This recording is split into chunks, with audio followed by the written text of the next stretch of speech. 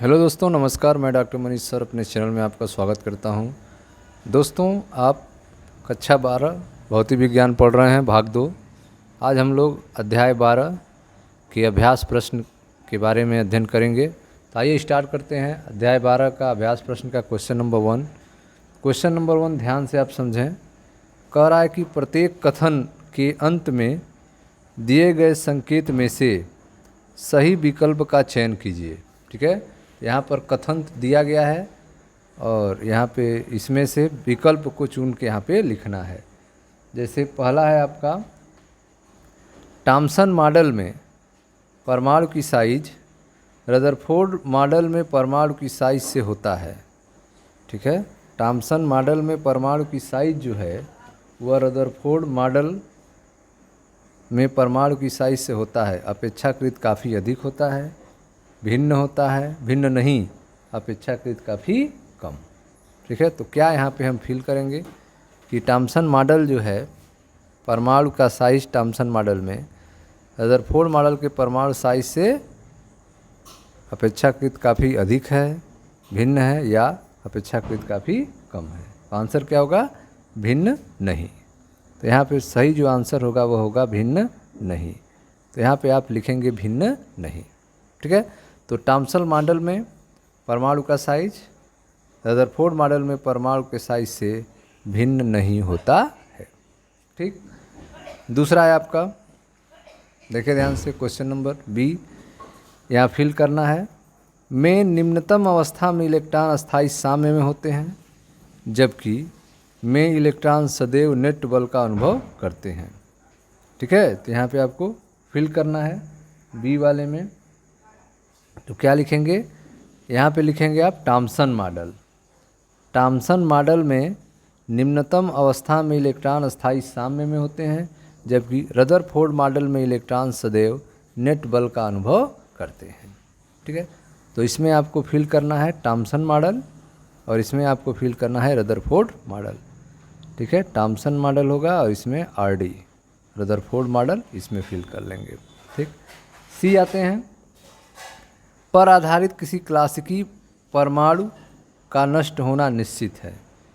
ठीक है, Thompson model पर या रदरफोर्ड मॉडल पर। तो यहाँ पे क्या लिखेंगे? रदरफोर्ड मॉडल पर आधारित किसी क्लासिकी परमाणु का नष्ट होना निश्चित है।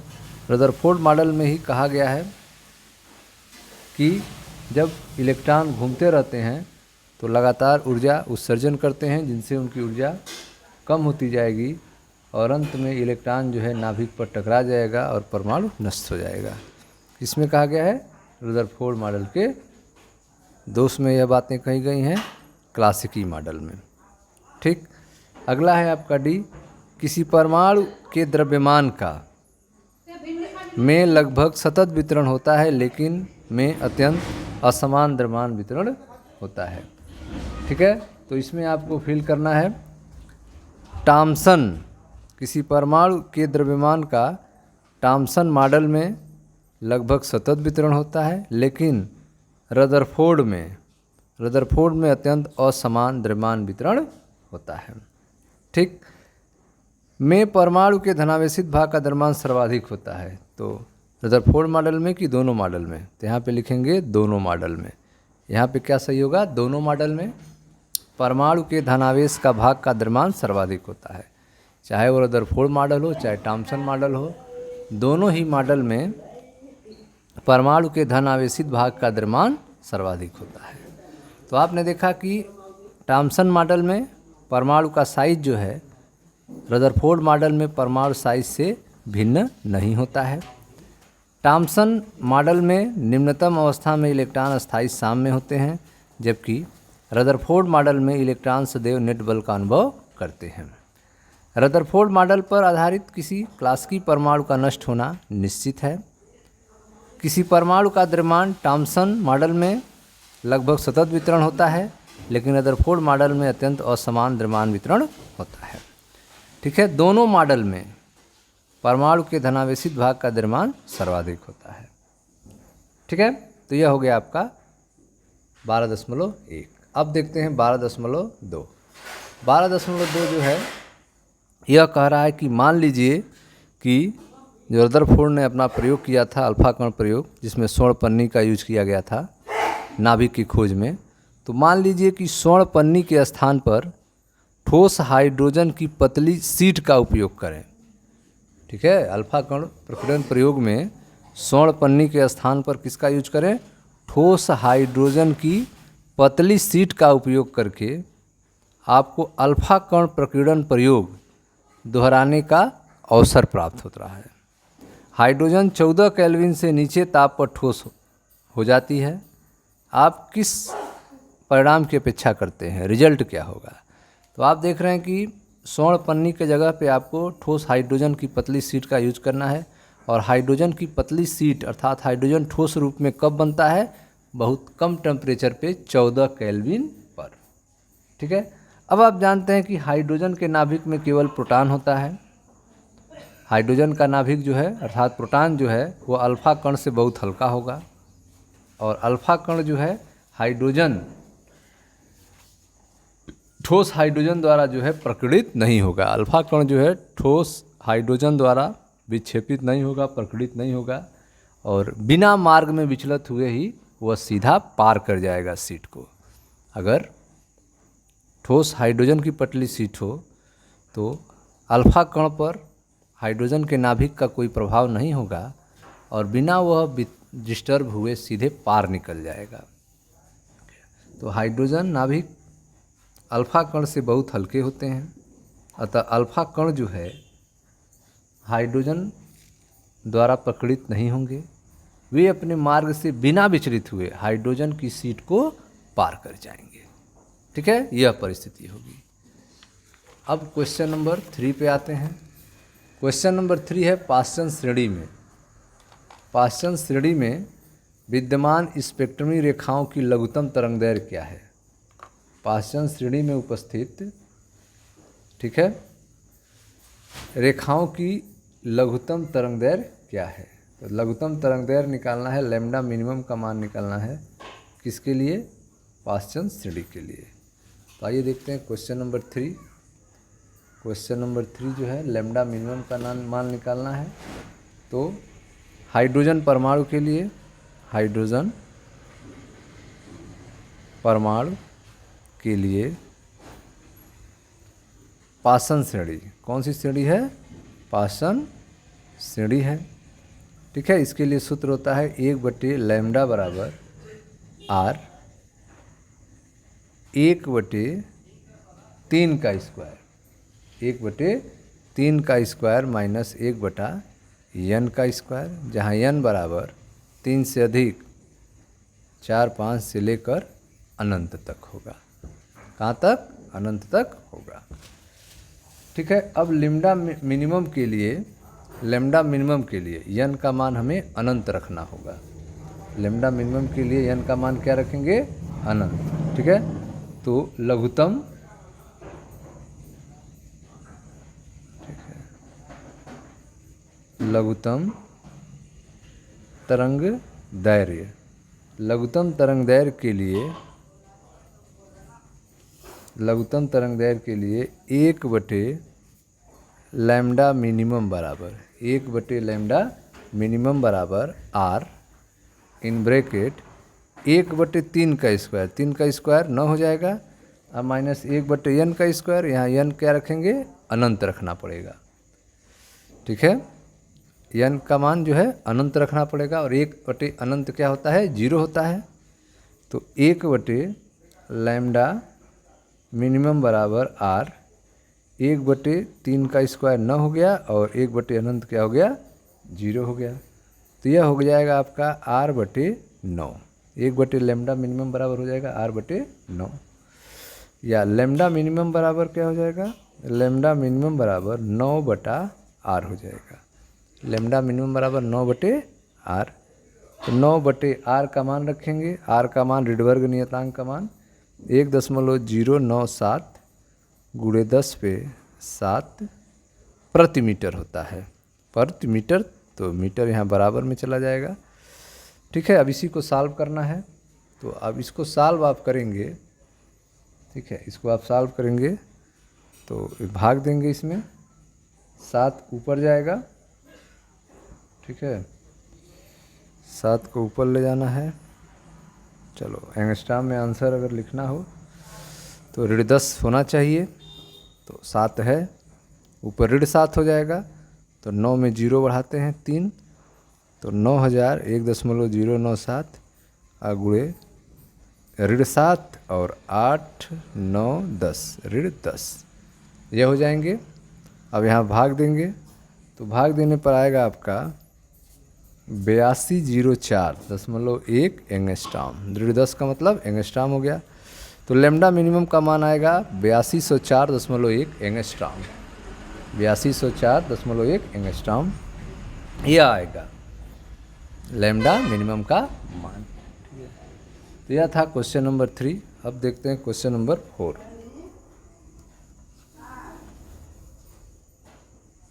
क्वेश्चन नंबर 4 देखें ध्यान से। क्वेश्चन नंबर 4 है 2.3 इलेक्ट्रॉन वोल्ट 2.3 इलेक्ट्रॉन वोल्ट ऊर्जा अंतर। 2.3 इलेक्ट्रॉन वोल्ट क्या है? ऊर्जा अंतर है। ठीक है, E2 माइनस E1 का मान है ऊर्जा अंतर।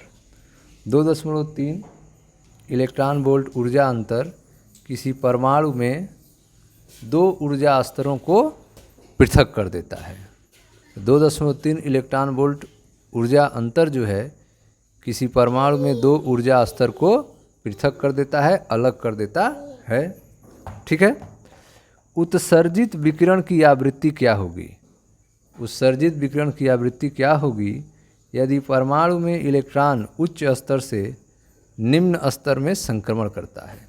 तो यदि परमाणु में इलेक्ट्रॉन जो है उच्च स्तर से निम्न स्तर पर आए तो उस कंडीशन में उत्सर्जित विकिरण की आवृत्ति निकालना है आपको, और ऊर्जा में अंतर दिया गया है 2.3 इलेक्ट्रॉन वोल्ट। ठीक है, तो आइए आवृत्ति निकालते हैं। तो आप जानते हैं बोहर मॉडल के अनुसार ऊर्जा में जो अंतर होता है, यह आपका क्वेश्चन नंबर है 4। क्वेश्चन नंबर 4 बोहर मॉडल के अनुसार ऊर्जा में अंतर, ठीक है, E2 माइनस E1 से लिखते हैं। E2 माइनस E1, और यह किसके बराबर होगा? h न्यू के। ठीक है, आपको उत्सर्जित विकिरण की आवृत्ति न्यू निकालनी है। तो उत्सर्जित विकिरण की आवृत्ति न्यू बराबर E2 माइनस E1 बटा h। E2 माइनस E1 बटा h।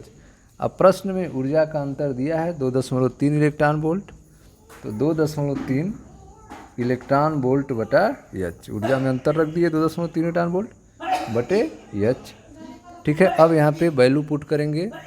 2.3 इलेक्ट्रॉन का मान 1.6 गुणे 10⁻19 वोल्ट अपान h का मान। h का मान कितना होता है? 6.63 गुणे 10⁻34। 6.63 गुणे 10⁻34 हो जाएगा। ठीक है, अब इसको जो है सॉल्व करना है। हाँ, अब इसको सॉल्व करेंगे तो आवृत्ति न्यू बराबर क्या होगा? तो आवृत्ति न्यू बराबर 16 तियाँ 48 को 8 हासिल 4 16 दूनी 32 4 36, 2 अंक पे दशमलव हो जाएगा आपका 3.68 गुणे 10⁻19 और 10⁻34 ऊपर जाएगा तो धन 34 हो जाएगा और बटे 6.63। ठीक है, अब जो है इसको सॉल्व करेंगे। यहाँ पे 1 अंक दशमलव को पीछे करते हैं तो आवृत्ति न्यू बराबर हो जाएगा 36.8 गुणे 10⁻20 हो जाएगा और धन 34 बटा 6.63। अब 6.63 से भाग देंगे 36.8 में तो आपका हो जाएगा आवृत्ति न्यू बराबर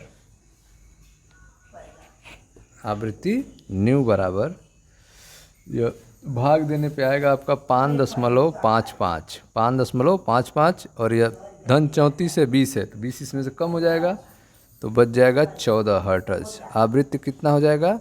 5.55 गुणे 10 पे 14 हर्ट्ज। ठीक है, तो इस तरह से आपने देखा कि उत्सर्जित विकिरण की आवृत्ति क्या होगी, तो 5.55 गुणे 10 पे 14 हर्ट्ज होगी। तो यह था आपका क्वेश्चन नंबर 4। अब आते हैं क्वेश्चन नंबर 5 पे।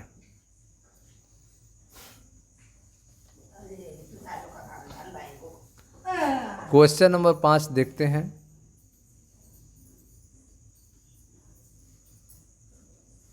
क्वेश्चन नंबर 5 देखें ध्यान से। क्वेश्चन नंबर 5 समझें। क्वेश्चन नंबर 5 है आपका, हाइड्रोजन परमाणु की निम्नतम अवस्था में, हाइड्रोजन परमाणु की निम्नतम अवस्था में ऊर्जा जो है -13.6 इलेक्ट्रॉन वोल्ट है। हाइड्रोजन परमाणु की निम्नतम अवस्था में ऊर्जा कितनी है? -13.6 इलेक्ट्रॉन वोल्ट है। इस अवस्था में इलेक्ट्रॉन की गतिज और स्थितिज ऊर्जा क्या होगी? ठीक है, हाइड्रोजन परमाणु की निम्नतम अवस्था में ऊर्जा दिया है -13.6 इलेक्ट्रॉन वोल्ट। आपको इस अवस्था में इलेक्ट्रॉन की गतिज और स्थितिज ऊर्जा ज्ञात करनी है। तो आइए देखते हैं कैसे ज्ञात करेंगे। तो हाइड्रोजन परमाणु की ऊर्जा E की वैल्यू दिया हुआ है। ऊर्जा कितनी है? -13.6 इलेक्ट्रॉन वोल्ट है। हाइड्रोजन परमाणु की निम्नतम अवस्था में ऊर्जा -13.6 इलेक्ट्रॉन वोल्ट है। इस अवस्था में इलेक्ट्रॉन की गतिज और स्थितिज ऊर्जा फाइंड करना है। तो पहले गतिज ऊर्जा फाइंड करते हैं। गतिज ऊर्जा बराबर क्या होगी? -E होगी। गतिज ऊर्जा क्या होगी? -E हो जाएगी। तो -E की वैल्यू कितना है? 13.6। E की वैल्यू कितना है? 13.6 इलेक्ट्रॉन वोल्ट है E की वैल्यू। ठीक है, तो ये हो जाएगा माइनस माइनस प्लस, तो 13.6 इलेक्ट्रॉन वोल्ट। यह पहला आंसर हो गया। तो हाइड्रोजन परमाणु की गतिज ऊर्जा कितनी होगी? तो +13.6 इलेक्ट्रॉन वोल्ट होगी। अब स्थितिज ऊर्जा U, स्थितिज ऊर्जा U कितनी होगी? तो U बराबर होगा 2E। स्थितिज ऊर्जा U बराबर क्या होगा? 2E। तो 2 और E का मान -13.6, तो ये हो जाएगा आपका माइनस, गुणा कर लेंगे तो ये हो जाएगा 27.2। 2 छक्के 12 2 80 लग 1 2 3 6 1 7 2 कम 2 27.2 इलेक्ट्रॉन वोल्ट। तो हाइड्रोजन परमाणु की निम्नतम अवस्था में ऊर्जा 13.6 -13.6 इलेक्ट्रॉन वोल्ट दिया गया था। गतिज ऊर्जा क्या होगी? तो काइनेटिक एनर्जी बराबर -E होता है। तो आगे आपका +13.6 इलेक्ट्रॉन वोल्ट। और स्थितिज ऊर्जा क्या होगी? तो स्थितिज ऊर्जा U बराबर 2E होता है। तो यह आ गया -27.2 इलेक्ट्रॉन वोल्ट। ठीक है, तो यह हो गया आपका क्वेश्चन नंबर 5। अब आते हैं क्वेश्चन नंबर 6 पे। मिटाते हैं इसको।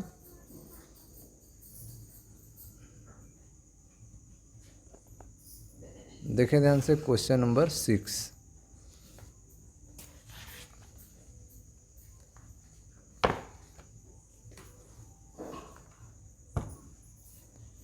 क्वेश्चन नंबर 6 ध्यान दें। क्वेश्चन नंबर 6 है आपका, देखें, निम्नतम अवस्था में विद्यमान एक हाइड्रोजन परमाणु एक प्रोटॉन को अवशोषित करता है। ठीक है, निम्नतम अवस्था में ग्राउंड स्टेट की बात कर रहा है कि निम्नतम अवस्था में विद्यमान एक हाइड्रोजन परमाणु एक प्रोटॉन को अवशोषित करता है, जो इसे n बराबर 4 तक उत्तेजित कर देता है। निम्नतम अवस्था में उपस्थित विद्यमान एक हाइड्रोजन परमाणु एक प्रोटॉन को अवशोषित करता है और जो इसे n बराबर 4 स्तर तक उत्तेजित कर देता है। प्रोटॉन की तरंग दैर्घ्य और आवृत्ति ज्ञात कीजिए। प्रोटॉन की तरंग दैर्घ्य ज्ञात करना है और आवृत्ति आपको ज्ञात करना है। प्रोटॉन की तरंग दैर्घ्य और आवृत्ति ज्ञात करना है। क्वेश्चन नंबर है आपका 6। तो आइए देखते हैं कैसे लगेगा क्वेश्चन नंबर 6 को।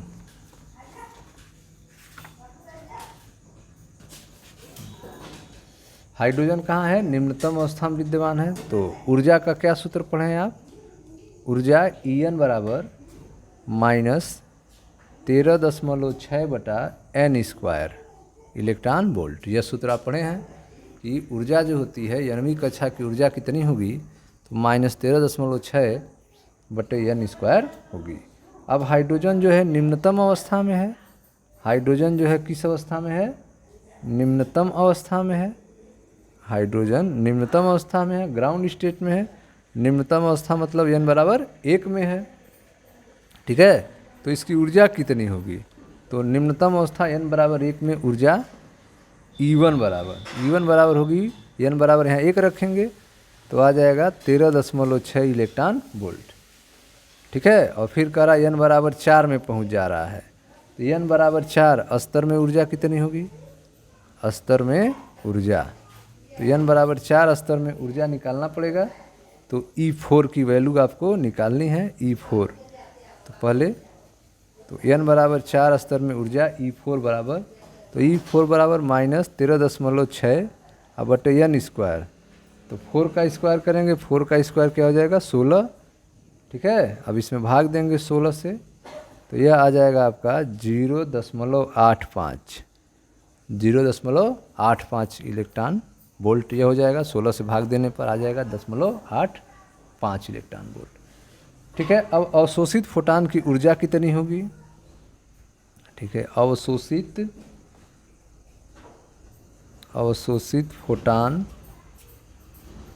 की ऊर्जा, अवशोषित फोटान की ऊर्जा डेल्टा ई, ठीक है। तो यह चौथे में पहुंच रहा है, E4 minus E1, E4 minus E1। तो अवशोषित फोटान की ऊर्जा डेल्टा ई बराबर E4 माइनस E1। तो E4 की वैल्यू कितनी है, E4 की वैल्यू है, यहाँ पे माइनस रहेगा, -0.85, -0.85, और माइनस E1 की वैल्यू कितनी है, -13.6, E1 की वैल्यू कितनी है, -13.6 इलेक्ट्रॉन वोल्ट, ठीक। अब जो है यह हो गया आपका, इसको सॉल्व करेंगे तो ये हो जाएगा -0.85 और ये माइनस माइनस प्लस हो जाएगा 13.6, ठीक है, इलेक्ट्रॉन वोल्ट। अब इसको सॉल्व करेंगे, 13.6 में से -8.5 घटाएंगे तो आएगा 12.75 इलेक्ट्रॉन वोल्ट। तो अवशोषित फोटान की ऊर्जा डेल्टा ई बराबर 12.75 इलेक्ट्रॉन वोल्ट आ चुका है। अब आप जानते हैं सूत्र कि डेल्टा ई बराबर होता है, डेल्टा ई बराबर होता है एससी बटे लैम्डा, एससी बटे लैम्डा। आपको क्या फाइंड करना है, लैम्डा की वैल्यू निकालनी है। तो लैम्डा बराबर होगा एससी बटा डेल्टा ई, लैम्डा बराबर क्या हो जाएगा एससी बटे डेल्टा ई। अब जो है वैल्यू करके रख के आप सॉल्व कर सकते हैं, ठीक है। तो डेल्टा ई बराबर एच की वैल्यू रखेंगे, एच की वैल्यू कितनी होती है 6.63। तो हाँ, तो दोस्तों यहाँ पे हो गया था, डेल्टा ई बराबर आ गया 12.75 इलेक्ट्रॉन वोल्ट। अब डेल्टा ई बराबर सूत्र होता है एससी बटे लैम्डा, एससी बटे लैम्डा। तो लैम्डा बराबर क्या होगा एससी बटे डेल्टा ई, तो ठीक है, लैम्डा बराबर एससी बटे डेल्टा ई। तो लैम्डा बराबर वैल्यू रखते हैं, लैम्डा की वैल्यू निकालते हैं, लैम्डा बराबर एच का मान रखते हैं 6.63 गुणे 10 पे 34 हो जाएगा, और सी की वैल्यू 3 गुणे 10 पे 8 हो जाएगा, 3 गुणे 10 पे 8। और डेल्टा ई की वैल्यू, डेल्टा ई की वैल्यू 12.75 इलेक्ट्रॉन वोल्ट है। तो 12.75 और इलेक्ट्रॉन वोल्ट को जूल में बदलें तो 1.6 गुणे 10 पे, ठीक है, 10 पे 34 नहीं 10 पे 19, 1.6 गुणे 10 पे 19 से गुणा कर दें तो यह बदल जाएगा आपका, ठीक है। तो अब इलेक्ट्रॉन वोल्ट बदल गए हैं जूल में, 1.6 गुणे 10 पे 19 से गुणा कर दिए। अब इसको सॉल्व कीजिए तो लैम्डा का मान निकलेगा, लैम्डा का मान आएगा, इसको मल्टीप्लाई करके भाग देने पर, आइए सॉल्व करते हैं इसको, देखिए ध्यान से, लैम्डा बराबर यहाँ पे गुणा करते हैं 3 से, 3 त्रिका 9 और तिरछा का 18 और तिरछा का 18 1 19, 19.89 और गुणे 10 पे यह 34 और 8, यह 19 भी ऊपर जाएगा तो 19 ऊपर जाएगा तो धन 19 और 8 27 हो जाएंगे, धन 19 हो जाएगा ऊपर जाके और 8 27 हो जाएगा, 27 और यह माइनस है 34, तो 27 इसमें से कम होगा तो 7 हो जाएगा, तो बचेगा ऋण 7। अब बटे नीचे हो जाएगा 12.75 गुणे 1.6, तो गुणा करेंगे 16 25 80, 16 25 80 को 0 हासिल 8, ठीक है। और उसके बाद फिर गुणा करेंगे इसमें, तो दोस्तों जो है अभी गुणा कर रहे हैं हमने, तो 16 25 80 को 0 हासिल 8, तो यह हो गया आपका 16 सत्ते हो गया आपका 112 और 8 120 को 0 हो गया, और हासिल जो है आपका 16 सत्ते 112 और 8 बीस 120 हो गया। 120 हासिल 12 हो गया और 16 एकम 16 12 16 12 हो जाएगा आपका 28। तो यह हो जाएगा आपका 28 28 हो जाएगा। कितना हो जाएगा 28 28 हो जाएगा। 2 अंक पे 3 अंक पे दशमलव 2.8 हो जाएगा यहाँ पे। ठीक है, अब इसको जो है डिवाइड करेंगे। ठीक है, 2.8 से 19.89 में भाग देंगे। तो भाग देने से आपका हो जाएगा 2 9 18 9 बार में जाएगा। ये हो जाएगा यह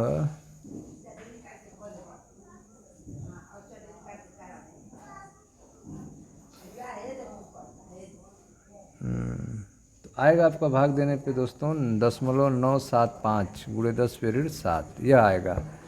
ठीक है, 0.975 ठीक है गुणे 10 पीरियड 7 दशमलव जो है इसका यहाँ लगेगा आगे।